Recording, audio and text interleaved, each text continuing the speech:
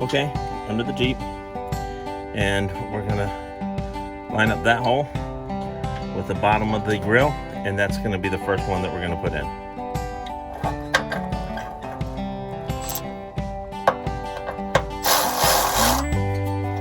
Can you believe you're just setting the radiator on there? I had it lined up. Woo-hoo! That's awesome. One of the things I'm gonna have to figure out how to fix is that when I took the fan off, these bolts are now hitting right down here on the electric fan. So I went over to Napa and I got 4 5/16 fine thread bolts to put that pulley on. So we have 4 new bolts to go in with some locking washers and some blue Loctite. Hopefully that'll hold it on. Alright, let's put this down in here. Let's see if we got clearance now. Oh yeah. So now you can see the clearance is plenty good. Now we got to do those side holes over there. So there's 3 bolts here and 3 bolts there. One of the things I find helpful to do is to take all my nuts and bolts and line them up. That way I know how many of that size, how many of that size, and how many of that size. So if you find something that has 4 holes, it may be these ones, but it's not these ones because there's 5 of them. 2 of those, multiple ones of those. So it helps when you're putting everything back together. So I'm going to try to hook up the transmission lines, which are going in here and over here.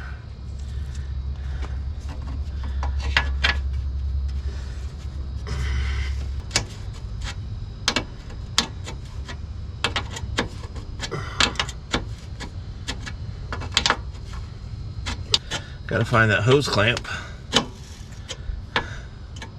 Or I'm going to put water, put fluid in here. This is gonna blow out. To wrapping this up through here. So it'll be fun to try to fit. I took off the rim around the headlight so I could put the wire harness, which runs along the top of the radiator. There's actually little push pins that go through there, and then it goes out the other side. This is the harness to the passenger side headlight.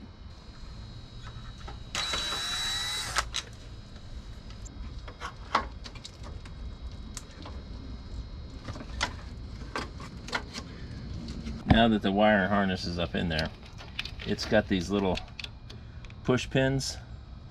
Looks pretty wore out, but that push pin that you're seeing right there is going to go up through this hole. There should be a push pin here, a push pin there, and then this is there's some other push pins that hold the plastic on. But let's go ahead and stick that push pin up in there. That's the harness is up here. It's kept out of the way with this one so that it's not getting caught in the hood mechanism. The last thing is to put the cover on there. Okay. Push tab goes in, and push tab goes in. There's probably a 3rd push tab right there. Here it is. So the radiator is in. The AC condenser is in. At this point, I need to put the overflow tank back where it belongs. However, there is a problem because the mount for the overflow tank was attached to the old radiator frame. So we're gonna have to figure out what to do to get the overflow tank back in where it belongs. Once I know that everything's working, then I've got a loom to put through here to seal everything up. Currently, I only bought 1 gallon of antifreeze, so I have to go get another gallon of antifreeze. But I had to add this temperature sending unit right here. Had a place to hook in because I didn't want to monkey with the rest of that. And then I've got the wire temporarily run along the side till I put it in the wire loom. The radiator is in. The overflow tank is in. The fan came on when I wanted it to come on. So this here green Jeep be ready to go soon. Well, Kevin is here to fix something with the condenser. What is it that we're doing with the condenser? Vacuum, putting a vacuum pump on it, sucking it down, getting all the moisture out. Getting all the moisture out, and then what do we do? And we put gas in it. Haha.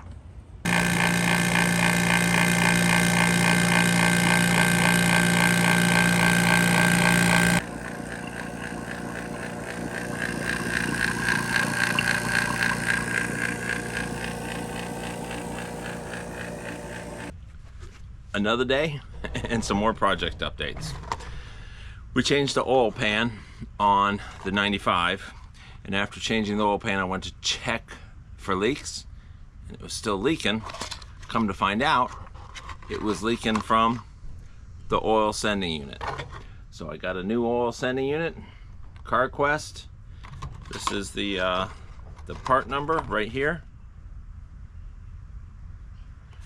and I got a specialty socket, because to get this off you need a socket that can reach all the way down there to get that oil sending unit out.